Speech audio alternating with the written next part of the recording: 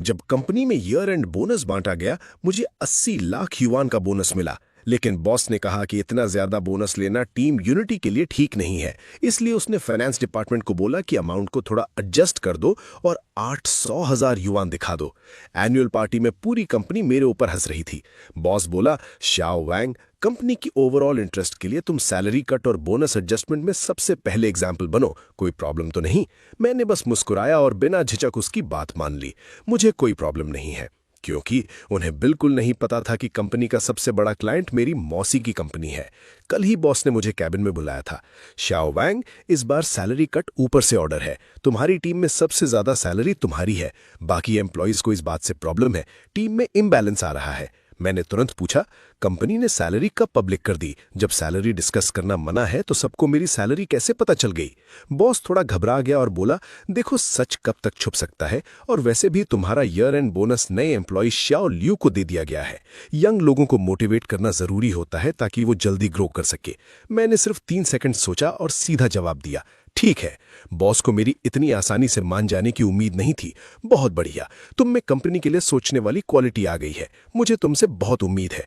मुझे अंदर ही अंदर हंसी आ रही थी। पूरे साल मैंने दिन रात मेहनत की थी। प्रोजेक्ट डेडलाइन के टाइम तो लगभग 007 मोड में ऑफिस और साइट पर ही रहता था।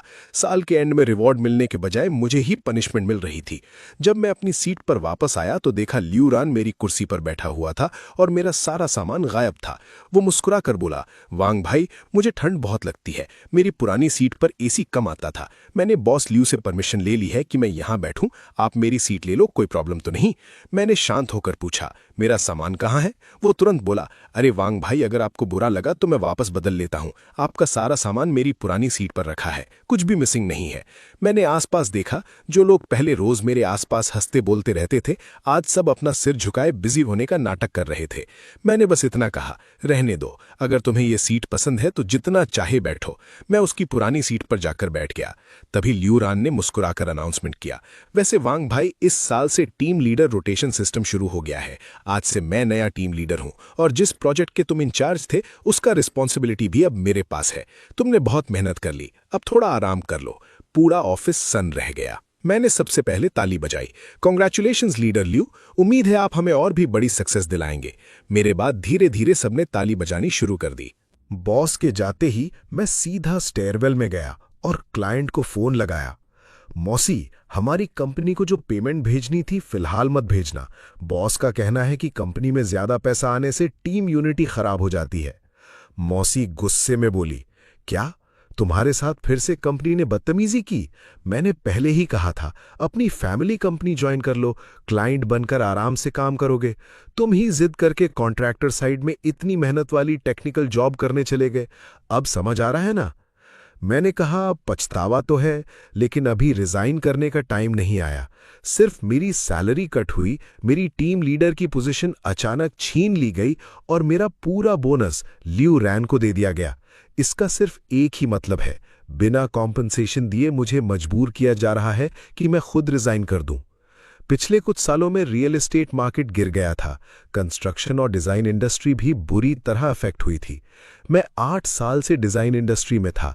मैंने बहुत बार देखा था कि बुरे मैनेजर्स एम्प्लॉयज को निकालने के लिए सीधा कॉम्पनसेशन देने के बजाय सैलरी कट कर देते हैं, सिर्फ बेसिक सैलरी देते हैं और वर्कलोड इतना बढ़ा देते हैं कि एम्प्लॉय खुद ही रिजाइन कर दे। कंपनी को 1 रुपया कॉम्पनसेशन भी नहीं देना पड़ता। हमारी कंपनी भी इसी तरीके से कई एक्सपीरियंस लोगों को निकाल चुकी थी। हमारी फर्म इंडस्ट्री की काफी फेमस आर्किटेक्चरल डिजाइन कंपनी थी, लेकिन बिजनेस इतना गिर गया था कि सिर्फ पुराने प्रोजेक्ट्स की मेंटेनेंस और फॉलोअप सर्विसेज ही बची थी। जब नए प्रोजेक्ट्स नहीं मिलते थे, मैनेजमेंट सारा प्रेशर डिजाइनर्स पर डाल देता था और इसे नाम देता था, everyone should contribute to business development. मैं टीम लीडर होने के नाते खुद भी करोड़ों युआन के कॉन्ट्रैक्ट्स का प्रेशर उठाता था। मेरे पापा ने मेरी हालत देखी तो सीधा मेरी मौसी से कहा कि हमारे फैमिली के इंटरनेशनल 5 स्टार होटल चेन के नए होटल का डिजाइन प्रोजेक्ट हमारी कंपनी को दे दिया जाए। सिर्फ डिजाइन फी ही 10 मिलियन युआन थी। इसका मतलब था कि मेरी कंपनी का सबसे बड़ा क्लाइंट असल में मेरी फैमिली की कंपनी ही थी। कॉन्ट्रैक्ट के हिसाब से पहले साल इतनी जल्दी पेमेंट करना जरूरी नहीं था। इंडस्ट्री में तो कई कंपनियां सालों तक पेमेंट रोक कर रखती हैं, लेकिन मेरी मौसी को डर था कि कहीं मुझे ईयर एंड बोनस कम ना मिल जाए। इसलिए उन्होंने स्पेशली फाइनेंस डिपार्टमेंट को बोला कि डिजाइन फी का आधा पेमेंट साल खत्म होने से पहले ही रिलीज कर दिया जाए। मैं हमेशा लो प्रोफाइल रहता था, सिर्फ डिजाइन और कंस्ट्रक्शन साइट के काम में लगा रहता था। इसलिए ऑफिस में किसी को भी मेरी और क्लाइंट कंपनी के असली रिलेशन का पता नहीं था। जैसे ही मैनेजमेंट को पता चला कि अगले दिन क्लाइंट की पेमेंट आने वाली है, उन्हें डर हुआ कि प्रोजेक्ट इंचार्ज होने की वजह से मुझे सबसे बड़ा बोनस मिलेगा। इसलिए उन्होंने तुरंत मुझे प्रोजेक्ट से हटा दिया। उन्हें बिल्कुल अंदाजा नहीं था कि जिसे वो निकालना चाहते हैं वही कंपनी की सबसे बड़ी इनकम का सोर्स है। अगर कंपनी मुझे लीगल कॉम्पनसेशन देकर निकालती तो शायद मैं मान भी जाता, लेकिन इतने गंदे तरीके से मुझे फोर्स करके रिजाइन करवाना, ये मैं कभी एक्सेप्ट नहीं करूंगा। लंच टाइम हुआ तो मैं आराम से नीचे मॉल में खाना खाकर आया, कार में थोड़ी देर सोया और ठीक 2 बजे ऑफिस वापस पहुंच गया। ऑफिस में मेरा डेस्क अब भी उल्टा पुल्टा पड़ा था। मैं बस टिश्यू उठाकर वॉशरूम की तरफ चल दिया। तभी ल्यूरान भागते हुए आया।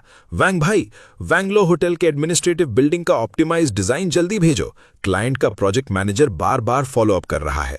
मैंने बिना रुके कहा, बाद में बात करते हैं, पहले एक सिगरेट पी के आता हूं। मैं सीधा फायर एस्केप में चला गया। थोड़ी देर मोबाइल गेम खेला, फिर वेब सीरीज देखने लगा। कुछ देर बाद पैर सुन्न हो गए तो उठने लगा, तभी बाहर से ल्यूरान की चीखने की आवाज आई। वैंगलोर, क्या टॉयलेट के गड्ढे में गिर गए हो? 10 से ज्यादा बार फोन किया, एक बार भी रिसीव नहीं किया। क्लाइंट तुम्हें ढूंढ रहा है। उसके काफी देर चिल्लाने के बाद मैं धीरे से बाहर निकला और बोला, सॉरी, गलती से phone do not disturb mode में चला गया था। आज पेट भी थोड़ा खराब था। यही बहाना तो ल्यूरान खुद रोज काम से बचने के लिए बनाता था। वो गुस्से में बोला, बकवास बंद करो और जल्दी डिजाइन कंप्लीट करो। मैंने कंधे उठाकर जवाब दिया, कैसे करूं? मेरा कंप्यूटर तो अभी तक प्रॉपरली कनेक्ट ही नहीं हुआ। तो मेरी कंप्यूटर पर बैठकर बना दो। नहीं, मुझे दूसरे का कंप्यूटर यूज करने की आदत नहीं है। ल्यूरान ने गुस्से में कहा, ठीक है, मत बनाओ। शाउडिंग, तुम इस ड्राइंग को ऑप्टिमाइज करो। मैं मानता ही नहीं कि इस कंपनी का काम वैंगलो के बिना चल ही नहीं सकता। शाउडिंग परेशान होकर बोला, मैंने पहले भी इस डिजाइन को कई बार रिवाइज किया था, लेकिन क्लाइंट मैनेजर ने हर बार रिजेक्ट कर दिया। वो बहुत एक्सपीरियंस्ड और बहुत पिकी है। वैंगलो के अलावा आज तक कोई उससे सेटिस्फाई नहीं कर पाया। ल्यूरान हंसा और बोला, अरे सिर्फ एक डिजाइन ऑप्टिमाइजेशन ही तो है। जब मैंने फॉरेन पोर्टफोलियो अप्लाई किया था, उससे कहीं मुश्किल काम किया था। मैं खुद कर लूंगा। ऑफिस के लोग तुरंत उसकी तारीफ करने लगे। बिल्कुल, लीडर ल्यू तो फॉरेन रिटर्न टैलेंट है, उनके लिए ये काम कोई बड़ी बात नहीं है। ल्यूरान ने नाक सिकोड़ते हुए कहा, अरे प्रेजेंटेशन तो क्लाइंट को शॉक कर देनी चाहिए। वैसे ये कॉपी बटन कौन सा होता है? किसी ने जवाब दिया, हम लोग फॉरेन में सिर्फ एप्पल सिस्टम यूज करते थे। ये पुराना विंडोज सिस्टम मुझे बिल्कुल सूट नहीं करता। मैं हंसकर बोला, ठीक है, तुम खुश रहो, बस क्लाइंट से भी कह देना कि वो भी अपना कंप्यूटर तुम्हारे एप्पल सिस्टम से रिप्लेस कर ले। ल्यूरान आधा दिन कंप्यूटर के सामने जूझता रहा, लेकिन कुछ भी ठीक से नहीं कर पाया। आखिर में उसने शियाओडिंग को अपने पास बिठाया और खुद सिर्फ इंस्ट्रक्शंस देने लगा, जबकि सारा काम शियाओडिंग करता रहा। दोनों ने पूरी दोपहर मेहनत की, फिर भी डिजाइन कंप्लीट नहीं हुआ। इस दौरान ल्यूरान बार बार क्लाइंट के प्रोजेक्ट मैनेजर वैंग को फोन करके मीठी आवाज में माफी मांगता रहा। Manager Wang, I am really sorry, बस थोड़ी सी अनएक्सपेक्टेड प्रॉब्लम आ गई है। शाम 5:29 पे मैं टाइम से पंच मशीन के सामने खड़ा हो गया। 5:30 होते ही फेस स्कैन किया और सीधा ऑफिस से निकल गया। पार्किंग से गाड़ी बाहर निकालते ही बॉस जैंग का फोन आ गया। वैंगलुओ, सब लोग ऑफिस में डिजाइन रिवाइज कर रहे हैं और तुम कहां भाग रहे हो? क्लाइंट पूरी दोपहर से फॉलो अप कर रहा है। तुम बहरे हो या अंधे? तुरंत ऑफिस वापस आओ। आज रात 12 बजे से पहले ड्राइंग्स कंप्लीट होनी चाहिए। मैंने शांत होकर जवाब दिया, क्लाइंट ने तो मुझे कांटेक्ट ही नहीं किया और वैसे भी लीडर ल्यू खुद प्रोजेक्ट हैंडल कर रहे हैं। उनके होते हुए क्लाइंट को मैनेज करना तो बहुत इजी होगा। मैं बीच में डिस्टर्ब नहीं करूंगा। बॉस गुस्से में बोला, वो नया है, उसे क्लाइंट के प्रेफरेंसेस नहीं पता। तुरंत वापस आओ, ये ऑर्डर है। ईयर एंड बोनस चाहिए या नहीं? मैंने हंसकर कहा, मेरा बोनस तो आप पहले ही ल्यूरान को दे चुके हैं, तो ओवरटाइम भी वही कर लेगा। मैं तो डिनर के लिए जा रहा हूं।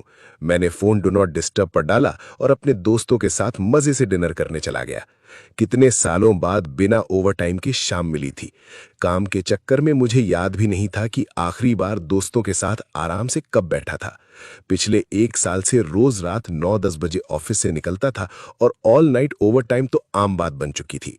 कंपनी के सीनियर मैनेजमेंट का मानना था कि अगर परफॉर्मेंस गिर रही है तो वजह यह है कि एम्प्लॉयज का वर्कलोड कम है। बिजनेस डिपार्टमेंट नए क्लाइंट्स ला नहीं पा रहा था, लेकिन ब्लेम प्रोडक्शन टीम को दिया जा रहा था। अगले दिन सुबह 9 बजे मैं टाइम से ऑफिस पहुंच गया। जैसे ही अंदर गया देखा मेरी टीम के सब लोग अपनी डेस्क्स पर ही सो रहे थे। मुझे देखते ही शियाओडिंग भागता हुआ आया। वांग भाई, आप आ गए? कल रात कितनी बार फोन किया, आपसे कांटेक्ट ही नहीं हुआ। हम लोग रात भर ड्राइंग्स रिवाइज करते रहे, फिर भी क्लाइंट पास नहीं कर रहा था। बॉस जैंग ने सबको ऑफिस में ही रोक लिया था, किसी को घर जाने नहीं दिया। मैं उन सबको देखकर कुछ देर चुप रहा। कभी हम सब मिलकर हर प्रोजेक्ट की मुश्किलें सॉल्व करते थे, लेकिन कल जब मुझे टीम लीडर की पोस्ट से हटा दिया गया, तब किसी एक इंसान ने भी मेरे लिए एक शब्द तक नहीं बोला। मैं समझता था कि आजकल जॉब मिलना मुश्किल है, लेकिन इसका मतलब ये नहीं था कि मुझे दुख नहीं हुआ। तभी ल्यूरान स्टाइल मारते हुए ऑफिस में आया। उसके चेहरे पर कल रात की थकान का नामो निशान नहीं था, उल्टा आज तो और भी फ्रेश लग रहा था। बॉस जैंग भी उसके साथ था। बॉस हंसकर बोला, देखा शियाओ वैंग, मैंने पहले ही कहा था, यंग लोगों की कैपेबिलिटी और थिंकिंग अलग होती है। तुम सोचते थे तुम्हारे बिना क्लाइंट का काम रुक जाएगा। देखो, शियाओ लियू ने तो एक ही रात में क्लाइंट को सेटिस्फाई कर दिया। मुझे ये सुनकर हैरानी हुई। कल रात प्रोजेक्ट मैनेजर लियू ने खुद मुझे फोन करके पूछा था कि अचानक प्रोजेक्ट लीडर क्यों बदल दिया गया। मैंने सच सच सब बता दिया था। उसने साफ कहा था, अगर इस चेंज की वजह से प्रोजेक्ट डिले हुआ तो हम लीगल एक्शन लेंगे। मैनेजर लू बहुत रिस्पॉन्सिबल आदमी था। वो इतनी आसानी से अपना डिसीजन बदलने वाला नहीं था। लेकिन बॉस जैंग ने फिर ऑर्डर दिया, आज भी सब लोग कल वाला डिजाइन कंटिन्यू करेंगे। शियाओ लियू ने क्लाइंट से बात कर ली है, फाइनल ड्राइंग्स आज रात 12 बजे तक सबमिट कर देंगे। फिर उसने मेरी तरफ देखकर कहा, वैंगलुआ, तुम्हारा कंप्यूटर इंस्टॉल करवा दिया गया है, अब तो तुम्हारे पास काम ना करने का कोई एक्सक्यूज नहीं बचा। मैं मुस्कुराकर बोला, बिल्कुल, ऑफिस आवर्स में मैं पूरी सिंसियरिटी से काम करूंगा। बॉस खुश होकर बोला, बस इसी एटीट्यूड की जरूरत है। अगर क्लाइंट सेटिस्फाई हो गया और पेमेंट आ गई तो मैं फाइनेंस से कहकर तुम्हें कुछ 100 युआन बोनस भी दिलवा दूंगा। बॉस और ल्यूरैन हंसते हुए चले गए। जाते वक्त ल्यूरैन ने आंखों ही आंखों में शियाओ डिंग को इशारा किया कि मुझ पर नजर रखें। उनके जाते ही मैंने कंप्यूटर ऑन किया और मोबाइल पर वेब सीरीज चला दी। साथ ही बीफ नूडल्स ऑर्डर करके आराम से खाने लगा। आधा घंटा निकल गया, तब शियाओ डिंग बेचैन होकर मेरे पास आया। वांग भाई, खाना हो गया हो तो? क्लाइंट ग्रुप में फिर फॉलो अप कर रहा है। मैंने अपना फोन उसके सामने कर दिया। कहां फॉलो अप कर रहा है? मेरे ग्रुप में तो एक भी मैसेज नहीं आया। शियाओ डिंग शर्माते हुए बोला, लीडर लियू ने नया प्रोजेक्ट ग्रुप बना दिया है, उसमें आपको ऐड ही नहीं किया। मैं हंस पड़ा। अच्छा, तो शायद इस प्रोजेक्ट में मेरी जरूरत ही नहीं है। मैं जरा वॉशरूम होकर आता हूं। मैं अपना खाली फूड बॉक्स उठाकर वॉशरूम चला गया। पहले कंपनी के पैसे पर आराम से टॉयलेट ब्रेक लिया, फिर रिसेप्शन पर बैठकर रिसेप्शनिस्ट के साथ आधा घंटा एंटरटेनमेंट इंडस्ट्री की गॉसिप करता रहा। थोड़ी देर बाद बॉस जैंग गुस्से से आया, वैंगलुआ, क्लाइंट सर पर चढ़ गया है और तुम यहां क्या कर रहे हो? डिजाइन कब तक कंप्लीट होगा? फिर वो और भी जोर से चिल्लाया, लगता है तुम्हारे पंख निकल आए हैं। थोड़ी सी स्किल क्या आ गई, खुद को सबसे बड़ा समझने लगे हो। काम करना है तो करो, वरना तुरंत अपना सामान बांधो और कंपनी से निकल जाओ। मैं सीधा उसकी आंखों में देखकर बोला, ठीक है, मैं परमानेंट एम्प्लॉय हूं, आज ही मेरी 2N कॉम्पनसेशन अकाउंट में ट्रांसफर करवा दीजिए। मैं इसी वक्त रिजाइन करके चला जाऊंगा। बॉस ठंडी हंसी हंसा, सपने मत देखो। 2N compensation? कंपनी ने तुम्हारी इररिस्पॉन्सिबिलिटी का इशू नहीं उठाया, वही तुम्हारे लिए काफी है। कंपनी तुमसे ज्यादा वेट कर सकती है, तुम कर सकते हो। कंस्ट्रक्शन इंडस्ट्री बहुत छोटी है, अगर तुमने इतना हंगामा किया तो मैं देखूंगा फ्यूचर में तुम्हें कौन जॉब देता है। मैं गुस्से से कांप गया। इतने सालों तक मैंने कंपनी के लिए कितने प्रोजेक्ट्स लाए, कितना रेवेन्यू क्रिएट किया, और सिर्फ एक बॉस के रिलेटिव को प्रमोट करने के लिए मेरी पूरी करियर बर्बाद करने की धमकी दी जा रही थी। मैं धीरे से बोला, अच्छा तो फिर कोशिश करके देख लीजिए, देखते हैं मुझे कैसे ब्लैकलिस्ट करते हैं। तभी एक एम्प्लॉई भागते हुए आया, बॉस जैंग, बड़ी प्रॉब्लम हो गई, क्लाइंट ने पेमेंट रिलीज करने से मना कर दिया है।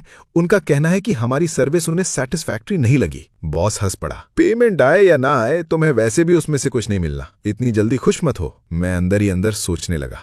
कॉलेज से निकलते ही आर्किटेक्चर और डिजाइन के सपने लेकर मैं इस फेमस डिजाइन फर्म में आया था। सोचा था यहीं एक सक्सेसफुल डिजाइनर बनूंगा। देखते ही देखते 8 साल निकल गए। शुरू में कंपनी ऐसी नहीं थी, लेकिन इंडस्ट्री गिरती गई, प्रॉफिट्स कम होते गए, नए पार्टनर्स आए और कंपनी धीरे धीरे इंसानियत भूल बैठी। बॉस दिन भर ऑफिस नहीं आता था, लेकिन रात 10 बजे बिल्कुल टाइम से ऑफिस आकर हर डिपार्टमेंट की लाइट्स की फोटोज खींचता, ग्रुप में भेजता और जहां लाइट्स बंद मिलती उस डिपार्टमेंट को सबके सामने डांट लगाता। जो एम्प्लॉई पूरी रात ओवरटाइम करता उसकी पूरी कंपनी में तारीफ होती, लेकिन अगले दिन सिर्फ आधे दिन की छुट्टी मिलती। बॉस का फेवरेट डायलॉग था, वैसे भी घर जाकर क्या करोगे, घर तो कंपनी ही चलाती है। ऐसी अजीब कंपनी में अगर मैं अब तक टिका हुआ था तो सिर्फ इसलिए क्योंकि जिस होटल प्रोजेक्ट को मैंने अपने हाथों से डिजाइन किया था उसके लिए मैं अपनी रिस्पॉन्सिबिलिटी पूरी करना चाहता था। प्रोजेक्ट फाइनली कंप्लीट होने वाला था और सच कहूं तो मुझे भी इस कंपनी को कब का छोड़ देना चाहिए था। बॉस से बहस के बाद मैं अपनी डेस्क पर वापस आया। आसपास के लोग धीरे धीरे बात कर रहे थे कि ईयर एंड बोनस मिलते ही कहां पार्टी करने जाएंगे। कुछ देर बाद अचानक बॉस जैंग के कैबिन से जोर जोर की चीखने की आवाज आई। बोनस? किस पैसे से बोनस दूं? अकाउंट में तो इस महीने की सैलरी देने के लिए भी पैसे नहीं बचे। उसकी आवाज इतनी तेज थी कि पूरा ऑफिस सुन सकता था। सबके चेहरों पर टेंशन साफ दिखने लगी। 2 मिनट बाद बॉस जैंग ने मुझे, लाओ लोरा और लियू रान को अपने कैबिन में बुला लिया। जैसे ही हम अंदर गए उसने गुस्से में कप टेबल पर पटक दिया। सब तुम्हारी वजह से हुआ है, तुमने कंपनी के बारे में सोचा ही नहीं। क्लाइंट इतना नाराज हो गया है कि पेमेंट रोक दी है। अब बताओ क्या करना है? अगर बोनस डिले हुआ तो पूरी कंपनी को तुम जाकर समझाना।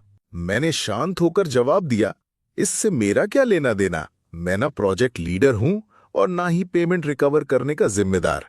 और वैसे भी बोनस का 1 रुपया भी मुझे नहीं मिलना था, तो मैं क्यों टेंशन लूं? बॉस गुस्से से लाओलो की तरफ मुड़ गया। लाओलो, तुम उनके लीडर हो, बताओ प्रोजेक्ट में प्रॉब्लम क्यों आई? कल तो कह रहे थे क्लाइंट मान गया है। लाओलो ने तुरंत जिम्मेदारी मुझ पर डाल दी। बॉस जैंग, मैं क्या करता? कल रात शियाओ लियू क्लाइंट के डेप्यूटी जनरल मैनेजर को खाना खिलाया, केटीवी ले गया, बड़ी मुश्किल से उसे मनाकर ड्राइंग सबमिट करने का टाइम एक्सटेंड करवाया, लेकिन वोंग लो ने डिजाइन रिवाइज ही नहीं किया। ऊपर और भी लीडर्स हैं, प्रोजेक्ट डिले होगा तो वो गुस्से तो होंगे ही। उसने एक बार भी ये नहीं बताया कि अब प्रोजेक्ट का ऑफिशियल लीडर लियू रान था। लियू रान भी तुरंत बोला, वैसे भी ये प्रोजेक्ट ओरिजिनली वोंग लो ही लेकर आया था, क्लाइंट से पेमेंट भी वही रिकवर करता था। तब जाकर बॉस जैंग को ये बात याद आई। उसका एटीट्यूड तुरंत बदल गया। श्या वोंग, अभी मैं थोड़ा ज्यादा गुस्से में था, क्लाइंट के प्रेशर की वजह से, दिल पर मत लेना। उसके झूठे मुस्कुराते चेहरे को देखकर मुझे घिन आ गई। मैं मुस्कुराकर बोला, मैं अकेला इतनी पेमेंट रिकवर करूं, ये भी तो टीम यूनिटी के खिलाफ है। बेटर होगा सब लोग मिलकर रिस्पॉन्सिबिलिटी शेयर करें। मेरा ये जवाब सुनते ही बॉस जैंग और लाओलो के चेहरे काले पड़ गए।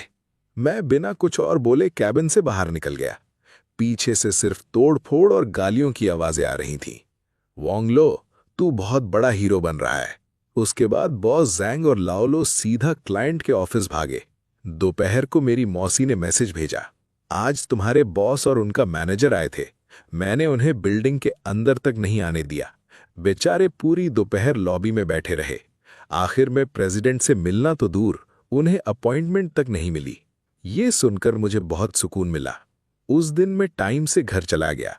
मुझे लगा अब जब रिश्ता इतना खराब हो गया है तो वो लोग दोबारा मेरे पास नहीं आएंगे, लेकिन मैंने उनकी बेशर्मी को कम समझा था। शाम को बॉस जैंग खुद लियू रान को साथ लेकर मेरे घर आ गए। दरवाजा खुलते ही बॉस ने हाथ जोड़ दिए।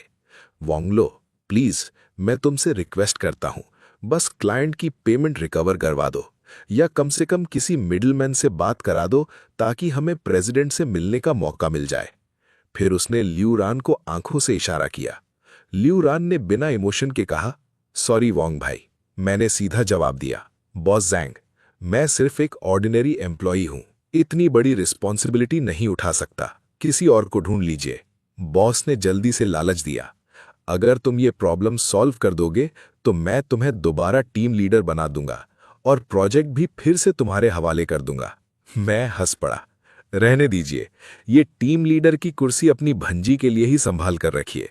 कल को फिर से मुझे हटा देंगे, इतनी मेहनत करने का कोई मतलब नहीं। इतना कहकर मैंने सीधा दरवाजा बंद कर दिया। बाहर से फिर गालियां सुनाई देने लगी। वांगलो, कल से ऑफिस मत आना, अपना बोरिया बिस्तर बांध लेना। अगली सुबह मैं हमेशा की तरह टाइम से ऑफिस पहुंच गया, लेकिन अटेंडेंस मशीन ने मेरा फेस ही एक्सेप्ट नहीं किया। बॉस जैंग बाहर आया और बोला, तुम्हें जॉब से निकाल दिया गया है। ये टर्मिनेशन नोटिस और तुम्हारा सामान उठाओ और निकल जाओ। अगर दोबारा ऑफिस में दिख गए तो कंपनी के बिजनेस सीक्रेट्स चोरी करने का केस कर देंगे। लियू रान हंसकर बोला, लेकिन अगर घुटनों पर बैठकर माफी मांग लो तो शायद मैं बॉस से तुम्हारे लिए रिक्वेस्ट कर दूं। मैंने बिना कुछ कहे मोबाइल निकाला और रिकॉर्डिंग चालू कर दी। ठीक है, एक बार फिर से बोलो। लियू रैन हंसकर बोली, बोल देता हूं। आर्बिट्रेशन जाना है तो चले जाओ। तुम्हारे जैसे आदमी का कंपनी के सामने क्या चांस है। उसकी हर बात मेरी रिकॉर्डिंग में कैप्चर हो गई। मुझे समझ नहीं आ रहा था कि बिना लेबर लॉ जाने इतना कॉन्फिडेंस उसमें आता कहां से है। लाओ लुआ भी समझाने लगा, अग्रीमेंट साइन कर दो। कंपनी के पास पैसे नहीं है, कॉम्पनसेशन नहीं मिलेगी। वैसे भी नए साल से पहले इतना झगड़ा करके क्या मिलेगा। अच्छे से अलग हो जाओ। इंडस्ट्री बहुत छोटी है, बाहर जॉब्स भी मुश्किल से मिलती हैं।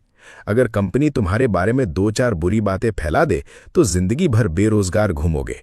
मैंने बिना एक शब्द बोले साइन करने से मना कर दिया। अपना कार्टन उठाया और सीधा लेबर आर्बिट्रेशन कमीशन चला गया। मेरे पास सारे एविडेंस थे, इसलिए केस बहुत जल्दी एक्सेप्ट हो गया। 2 महीने बाद कंपनी केस हार गई। कोर्ट के ऑर्डर के मुताबिक उन्हें मुझे 2N कॉम्पनसेशन देनी पड़ी। पहले तो कंपनी पेमेंट देने से बचने की कोशिश करती रही, फिर मैंने कोर्ट से फोर्स्ड एग्जीक्यूशन अप्लाई कर दिया। तब जाकर मुझे मेरा कॉम्पनसेशन मिला। बाद में पता चला कि ये कॉम्पनसेशन देने के लिए कंपनी ने एम्प्लॉयज की पेंडिंग सैलरीज का पैसा यूज किया था। वैसे भी बोनस काफी दिनों से नहीं मिला था, सैलरी भी डिले होने लगी। ऊपर से 007 ओवरटाइम पॉलिसी। पूरे ऑफिस में गुस्सा उबल रहा था, कभी भी बड़ा हंगामा हो सकता था। इस इंसिडेंट के बाद मेरा और कंपनी का रिश्ता हमेशा के लिए खत्म हो गया। सुना था बॉस जैंग आर्किटेक्चर इंडस्ट्री में हर जगह मेरी बुराई कर रहा था। लोगों से कहता था कि मैं कामचोर हूं, बेवफा हूं और बिल्कुल अनरिलायबल आदमी हूं। उसे लगता था कि अब मुझे इस शहर में कोई डिजाइन कंपनी जॉब नहीं देगी। लेकिन जिस दिन मुझे ऑफिशियल टर्मिनेशन लेटर मिला, उसी दिन मैंने अपनी फैमिली की कंपनी ज्वाइन कर ली और खुद रिक्वेस्ट करके नए 5 स्टार होटल प्रोजेक्ट का इंचार्ज बन गया। ज्वाइनिंग के पहले ही दिन मैंने प्रोजेक्ट मैनेजर को ऑर्डर दिया, प्रोजेक्ट टीम के सब मेंबर्स को साइट ऑफिस में मीटिंग के लिए बुलाओ। साइट ऑफिस कंस्ट्रक्शन साइट के पास टेम्पररी कैबिन्स में बना हुआ था। थोड़ी देर बाद लियू रान भी आ गई। वो हमेशा की तरह हाई हील्स और टाइट ड्रेस पहनकर आई थी और बॉस जैंग उसके साथ बॉडीगार्ड की तरह चल रहा था। मैं उस दिन सीधा घर से साइट आया था, इसलिए सबसे पहले पहुंच गया। हेलमेट पहने मुझे देखते ही दोनों रुक गए। बॉस हंसा, अरे वांग लो, डिजाइन इंडस्ट्री में जॉब नहीं मिली क्या? अब कंस्ट्रक्शन कंपनी में असिस्टेंट बन गए हो या यहां ईंट उठाने आए हो? उसके चेहरे पर जीत वाली मुस्कान थी। लगता था पिछले 2 महीनों में उसने बहुत रातें जागकर काटी थीं। मुझे कंपनी की रिसेप्शनिस्ट से पता चला था कि बॉस जैंग ने उसकी हेल्प के लिए एक बाहर की एक्सपर्ट टीम को प्राइवेट कॉन्ट्रैक्ट पर हायर किया था, जो उसके लिए ड्राइंग्स और डिजाइन रिविजन सीक्रेटली बना रही थी। वैसे मार्केट में ऐसा आउटसोर्सिंग करना कोई नई बात नहीं थी। प्रोजेक्ट में इतनी सब कॉन्ट्रैक्टिंग यानी लेयर बाय लेयर आउटसोर्सिंग चल रही थी, जबकि हमारे कॉन्ट्रैक्ट के हिसाब से ये सीधा सीधा रूल वायलेशन था। ये बात पता चलने के बाद मैंने तुरंत कोई रिएक्शन नहीं दिया। चुपचाप सब देखते हुए मैंने अपना प्लान बनाना शुरू कर दिया।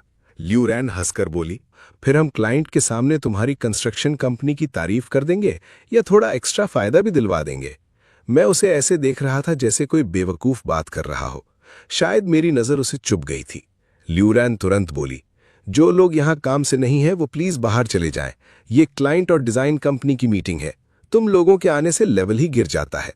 मैं सोचने लगा, सिर्फ इसलिए क्योंकि मैंने साइट पर आसानी से चलने के लिए स्पोर्ट्स क्लोथ्स पहने थे, इन लोगों ने मान लिया कि मैं कंस्ट्रक्शन वर्कर हूं। क्या मैं इतना भी ऑर्डिनरी लग रहा था? मैंने कुछ नहीं कहा, लेकिन लियू रैन ने कॉन्फ्रेंस रूम के दरवाजे पर ही मुझे रोक लिया। तुम जैसे साइट वर्कर को अंदर आने का कोई हक नहीं है। इसी वक्त मीटिंग के बाकी लोग भी आ गए। सबसे आगे प्रोजेक्ट मैनेजर लूची चल रहे थे। बॉस जैंग तुरंत मुस्कुराते हुए उनके पास गए। मैनेजर लू, आप आ गए? इतनी ठंड में आपको तकलीफ हुई? लूची ने बस एक बार मेरी तरफ देखा। तभी ल्यूरैन फिर चिल्लाई, वांग लो, तुम्हें इतनी भी समझ नहीं, क्लाइंट के लीडर्स आ गए हैं, जल्दी साइड हो जाओ। किसी और ने भी कहा, कंस्ट्रक्शन कंपनी वाले, अपने एम्प्लॉय को संभालो, यहां बेकार में डिस्टर्बेंस मत करो। तब लूची मेरी तरफ मुड़कर बोला, वाइस प्रेसिडेंट वांग, हम अभी साइट इंस्पेक्शन करके आए हैं, कुछ प्रॉब्लम्स मिली हैं, मीटिंग में डिस्कस करते हैं। मैं हल्का सा मुस्कुराया और सीधा कॉन्फ्रेंस रूम के अंदर चला गया। जाकर कॉन्फ्रेंस टेबल की सी सीट यानी कि मेन सीट पर बैठ गया। बॉस जैंग और ल्यूरैन दोनों वहीं खड़े के खड़े रह गए। दोनों के चेहरे देखने लायक थे, जैसे किसी ने उनके पैरों तले जमीन खींच ली हो। लूची ने पूछा, डिजाइन कंपनी के लोग अंदर नहीं आ रहे? मीटिंग शुरू करनी है, टाइम वेस्ट मत कीजिए। अब जाकर जैंग जोंग और ल्यूरैन होश में आए। दोनों चुपचाप कोने की कुर्सियों पर जाकर बैठ गए। उनके चेहरे बिल्कुल सफेद पड़ चुके थे। बॉस जैंग तो चुपके से अपनी बाजू भी काटकर देख रहा था कि कहीं सपना तो नहीं देख रहा। मीटिंग शुरू होते ही लूची ने सबके सामने मेरा इंट्रोडक्शन दिया। ये एलएल ग्रुप हेडक्वार्टर्स से आए हुए ग्रुप वाइस प्रेसिडेंट वैंग हैं। आज से इस प्रोजेक्ट के ओवरऑल इंचार्ज यही होंगे। प्रोजेक्ट से जुड़ी हर बड़ी अप्रूवल और पेमेंट इनकी परमिशन के बिना रिलीज नहीं होगी। कॉन्फ्रेंस रूम के कोने से जोर जोर से सांसें सुनाई देने लगी। मैंने देखा बॉस जैंग के माथे पर पसीना आ गया था। मैंने बिना टाइम वेस्ट किए अपनी तैयार की हुई प्रोजेक्ट मैनेजमेंट प्लान सबके सामने रख दी। ये प्लान मैंने पिछले 2 महीनों में अपने लीगल केस के बीच बीच में खुद रिवाइज किया था। हर पॉइंट को डिटेल में चेक किया था। फिर मैंने लूची से कहा, साइट इंस्पेक्शन में जो प्रॉब्लम्स मिली हैं उनमें सिर्फ कंस्ट्रक्शन कंपनी की गलती नहीं है, काफी इश्यूज डिजाइन ड्राइंग्स की वजह से हुए हैं। लूची मैनेजमेंट में एक्सपीरियंस था, लेकिन टेक्निकल ड्राइंग उसकी स्पेशलिटी नहीं थी। मुझे पुरानी कंपनी के हर ड्राइंग की टेक्निकल प्रॉब्लम्स अच्छी तरह याद थीं। मैंने डिजाइन कंपनी की लेटेस्ट ड्राइंग्स टेबल पर फेंक दी और सीधा बॉस जैंग से पूछा, डिजाइन कंपनी का इंचार्ज कौन है, मुझे एक्सप्लेन कीजिए। मैंने इन ड्राइंग्स में लगभग 100 छोटी बड़ी मिस्टेक्स मार्क की हैं। बॉस जैंग का पसीना छूट गया। उसके मुंह से एक शब्द नहीं निकल रहा था। आखिर उसने ल्यूरैन की तरफ इशारा किया। वाइस प्रेसिडेंट वैंग इस प्रोजेक्ट की टेक्निकल लीड इंजीनियर ल्यू है, वही एक्सप्लेन करेंगी। ल्यूरैन को जबरदस्ती खड़ा कर दिया गया। वो हकलाते हुए एक सेंटेंस भी ठीक से नहीं बोल पाई। कॉन्फ्रेंस रूम में बैठे सुपरवाइजर्स भी बेचैन हो गए। ड्राइंग्स पर अप्रूवल स्टैम्प बॉस जैंग का था। अब वो जिम्मेदारी किसी और पर नहीं डाल सकता था। शायद उसे जिंदगी में पहली बार अफसोस हुआ होगा कि उसने सिर्फ सर्टिफिकेट तो ले लिया, लेकिन असली टेक्निकल नॉलेज कभी सीखी नहीं। वो पार्टनर भी इसी तरह बना था, असली टैलेंटेड आर्किटेक्ट को हटाकर। मैं मुस्कुराया और फाइनल डिसीजन सुना दिया। जब प्रोजेक्ट लीडर खुद ड्राइंग्स एक्सप्लेन नहीं कर पा रहा, तो ये ऑफिशियली डिजाइन कंपनी का फॉल्ट माना जाएगा। इस वजह से जो भी रीवर्क हुआ है उसका पूरा खर्चा डिजाइन फीस से डिडक्ट किया जाएगा। इसका प्रॉपर रिकॉर्ड बनाइए। सिर्फ इस डिडक्शन से ही उनका लाखों युआन का नुकसान होने वाला था। मैंने बॉस जैंग की तरफ देखकर पूछा, और कोई ऑब्जेक्शन? उसने तुरंत सर झुका दिया। नहीं, कोई ऑब्जेक्शन नहीं। मैं धीरे से बोला, सब लोग ध्यान से काम करिए, हमारे प्रोजेक्ट में निकम्मे लोगों के लिए जगह नहीं है। काम कर सकते हो तो करो, वरना निकल जाओ। ये वही डायलॉग था जो वो लोग मुझे बोला करते थे। अब उनके चेहरे देखने लायक थे। जब से उन्हें पता चला था कि मैं एलएल ग्रुप का वाइस प्रेसिडेंट हूं, तब से वो हर तरीके से मुझे डिनर पर बुलाने की कोशिश कर रहे थे। लेकिन एक बार बेवकूफ बन चुका था, दोबारा नहीं बनने वाला था। मैंने उन्हें एक भी मौका नहीं दिया। मैं रोज पर्सनली साइट पर क्वालिटी इंस्पेक्शन करता, हर छोटी बड़ी मिस्टेक पकड़ता। पिछले 2 महीनों में उनकी ड्राइंग्स लगभग 10 बार दोबारा बनवाई गई। हर बार जब वो सोचते कि अब सब परफेक्ट है, मैं कोई ना कोई नई टेक्निकल प्रॉब्लम निकाल देता और फाइल वापस भेज देता। और हर बार मैं सिर्फ एक ही बात कहता, इंजीनियर ल्यू, जरा एक्सप्लेन कीजिए, यहाँ एलिवेशन फिर गलत कैसे हो गया। रोज रोज की डांट और ओवरटाइम की वजह से ल्यूरैन को साइट के डॉर्मिट्री में रहना पड़ रहा था। उसकी पहले वाली ग्लैमरस लाइफ गायब हो चुकी थी। नींद की कमी और स्ट्रेस उसके चेहरे पर साफ दिख रहा था। शायद अब उसे समझ आ रहा था कि सिर्फ कनेक्शन के भरोसे टेक्निकल लीडर बनना कितनी बड़ी गलती थी। एक दिन मैंने फिर उसकी ड्राइंग देखकर कहा, शाओ ल्यू, ये क्या है? ये तुम्हारी 20th रिवीजन है, बस इतनी ही कैपेबिलिटी है। तुम तो फॉरेन रिटर्न टैलेंट थी ना। अगर अगली बार भी सैटिस्फैक्टरी ड्राइंग नहीं मिली तो मैं पूरी टीम ही रिप्लेस कर दूंगा। ल्यूरैन ने झुककर कहा, वाइस प्रेसिडेंट वांग, हम दोबारा रिवाइज करते हैं। इस बार जरूर आपको सेटिस्फाई करेंगे। बस पेमेंट रिलीज करने पर भी थोड़ा कंसिडर कीजिए। मैं शांत आवाज में बोला, पेमेंट? तुम लोगों की वजह से जो प्रोजेक्ट डिले हुआ है उसका हिसाब भी मैंने अभी तक नहीं लगाया। अगले दिन ल्यू रैन ऑफिस ही नहीं आई। पता चला उसने लॉन्ग मेडिकल लीव ले ली और ऊपर हेडक्वार्टर्स में मेरी कंप्लेंट भी कर दी। जब मेरी मौसी ने फोन पर यह बताया तो मैं हंस पड़ा। इसी बीच ग्रुप की 10th एनिवर्सरी सेलिब्रेशन आने वाली थी। मैंने जानबूझकर डिजाइन कंपनी को भी पार्टनर के रूप में इनविटेशन भेज दिया। असली शो तो अब शुरू होना था। सेलिब्रेशन के दिन बॉस जैंग और ल्यू रैन दोनों आए। मैंने मुस्कुराकर पूछा, लीडर लियू, तबीयत ठीक हो गई? अगर रिकवर हो गई हो तो साइट पर जल्दी वापस आ जाना। ये सुनते ही उसका चेहरा सफेद पड़ गया। बॉस जैंग भी मुझे देखकर घबरा गया। शायद वो सोच रहा था कि मेरी कंप्लेंट का क्या रिजल्ट निकला। होस्ट ने स्टेज पर अनाउंस किया, अब हम एलएल ग्रुप की प्रेसिडेंट मैडम लुओ का स्वागत करते हैं। स्पीच खत्म होते ही मेरी मौसी सीधा भीड़ चीरकर मेरे पास आई और मुस्कुराकर बोली, चलो पहला डांस मेरे साथ। मैं हंस पड़ा, जी मौसी। फिर मैंने बॉस जैंग और ल्यू रैन की तरफ देखते हुए कहा, वैसे एक बात, हमारे ग्रुप का सरनेम वैंग है, और हां, अगली बार मेरी कंप्लेंट करने से पहले ये तो पता कर लेना कि मेरा नाम और बैकग्राउंड क्या है। 3 दिन बाद हमारे ग्रुप की तरफ से उनकी कंपनी को लीगल नोटिस भेज दिया गया। उस नोटिस में ल्यू रैन की प्रोजेक्ट संभालने के बाद हुई हर टेक्निकल मिस्टेक, हर डिफेक्टिव ड्राइंग और हर रीवर्क का पूरा रिकॉर्ड था। साथ ही ये भी प्रूफ था कि बॉस जैंग ने हमारे प्रोजेक्ट के डेप्यूटी मैनेजर को ब्राइब देने की कोशिश की थी। कॉन्ट्रैक्ट की टर्म्स तोड़ने, इल्लीगल आउटसोर्सिंग करने और सीरियस टेक्निकल फेलियर्स की वजह से पार्टनरशिप तुरंत खत्म कर दी गई। कॉन्ट्रैक्ट के हिसाब से उनकी कंपनी पर बहुत भारी पेनल्टी लगाई गई।